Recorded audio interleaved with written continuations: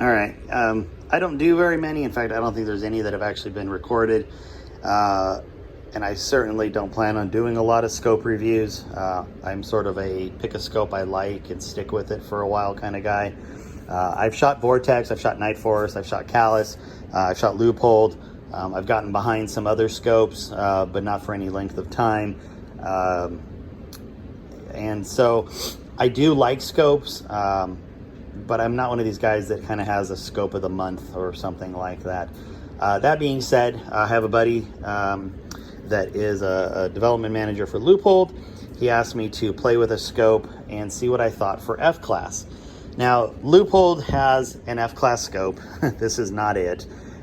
It is very similar to this, except that it goes up to 42 power. The Mark V here, which is what we're playing with today, only goes up to 35. But this is a slightly superior scope in terms of optics, tube design, some other things, over their VX6 7-42 that they make for F-Class. So, you know, he said, hey, you know, play with this. Let me know what you think. I know it's not what most people would consider for an F-Class scope, but I'd love to know what you think. So I've had it on for maybe 3 months. I've shot it at 100 yards. I've shot it at 600 a bunch. I've shot it a few times at 1,000 now. I have to say, I really love this scope. I do wish that it had more power, so I'll just get that out of the way. 35 power, you know, I'm used to being up in the 50, 55, or 60, depending on, you know, whether you're at the Callus with 50, Night Force at 55, or, you know, the Vortex at 60 power. I do think you get a little spoiled sometimes having that additional power. I do tend to be one of those people that will shoot through Mirage with power rather than dialing it back. But if I am going to dial it back, which, you know, let's face it, a lot of the times that we're shooting 1,000 yard especially, you know, or any kind of Palm 800, 900,000, it's going to be Mirage-y out, and most people are going to dial back. And so what this has kind of done is put me in a position of learning how to shoot as if I were dialing back my other scope. So I've sort of taken it in that frame of reference. Now, this isn't going to be a review just to tell you guys with you know, a lot of details about the coatings and the optics and the, you know, all the specs. If you want those, go read them on the website. You know, I'm just going to tell you how I felt about the scope, and if that helps you, great, and if it doesn't, then you know, go shoot some other scope. So first thing about the turrets, it has a 25-minute turret. So my Callus is a 20-minute, which is awesome. This just is a little bit more. So this is going to go to 25. Now, that's because the Leupold here is quarter-minute clicks as opposed to the Callus, which is eighth. So they obviously have to fit more on a Callus, which then stretches it out to 20 minutes. Whereas with a quarter-minute clicks, you can go to 25 minutes on a dial. And, you know, same thing with the windage here. You've got quarter minutes on the windage as well. Now, I know for F-Class, a lot of guys like shooting 8th. Some guys shoot 16th even, you know, or hold-offs, or, you know, very fine adjustments. The quarter minute, while not ideal, or at least what somebody would tell you is ideal for F-Class, has not proven to be any kind of hindrance for me. I've shot plenty of, you know, clean 600-yard targets with it, you know, all the way up into the, you know, 215, 16 X range. I'm not going to say it doesn't take a little bit of adjustment in how you hold, but I will post a little bit later here actual video of me using the scope, and it'll help you understand how the scope reticle is designed. It's called a TMOA plus, TMOA is what that is, plus design, and it's designed to be perfectly bracketed at 1,000 yards inside of the X-ring. At 600 yards, you can do some other things with it. 800, 900, you kind of learn how to use it for different hold-offs, and it's proven to be, for me, a pretty versatile reticle. It is not a center dot reticle like the Callus or something like that, however. So, you know, again, all things that you have to figure out. What's your shooting style? What do you like? You know, what do you want to adjust to? So, anyway, when it comes to this, it does have a 0, and it is a locked 0. I cannot turn the dial right now, and I am at 0. Now, if I push this in, I can go below 0, right? You see that, about a minute and a half. Come back to 0. Now I can go through my elevation. I can go through the first 25. nothing happens here, right? There's a little dot there. Now, once I get through the second full rotation, you can see that it comes up, and then after that, we're just gonna get a hard stop. So if you really wanted to and it's dark or something, you can tell if you're in the right set of rotations. And you know, it's very similar to what the Callus does. Callus has a similar system. The other thing that I do like about this, so it has this windage mark here. Now, I hated this to begin with. I thought it was stupid. I didn't understand what I was using it for because I'm so used to having some sort of a vertical marker. And, you know, you can see how there's, you know, the threads from the windage cap that threads on.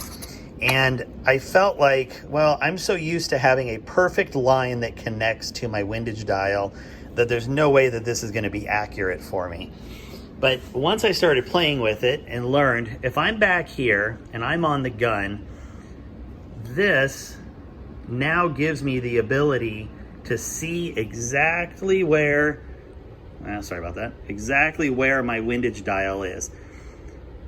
Now, when I'm shooting, the reality is I'm going to be dialing a click here, a click there, back and forth. I'm not going to be looking, but if I need a point of reference, I can get one here without having to come off the gun. Whereas on every other scope I've used, I have to get up over the gun, kind of get a better view of where that windage mark is going to be. So it is something that, you know, I didn't quite understand the benefits of it until I used it. And I kind of like it now. Parallax, you know, parallax is parallax. This scope has a pretty good parallax window on it. It's pretty forgiving, but like any scope, the further out you get, you know, once you get to 1,000 yards, you're going to start getting a narrower parallax window. It's just the way it goes. So it's parallax. When it comes to the power ring, very smooth.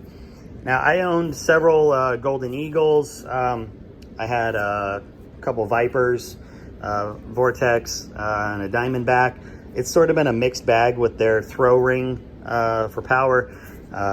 You know, I've always been able to send it back and they've corrected it, but this is very smooth out of the box. I do like how it works. I feel like it is just tight enough to make me feel confident, but it's loose enough that I've never had an issue being able to dial through it. And then it also has this really nice little built-in throw lever. So, you know, for practical, PRS, whatever, you know, it's a little more important to be able to get back and forth from your powers than it is in F-Class. But I really do like it for being able to get out, get on a target, you know, make sure I'm on the right number 7, you know, if I'm on 7 or 17, something like that, I can get to a real wide angle quickly, get it back to high power, dial in my front rest accordingly, and not worry about it. Being that it does go up to 35 power only though, I don't really find myself dialing down when I'm shooting, so it pretty much just stays at full power there. Of course, it has your normal eye adjustment there.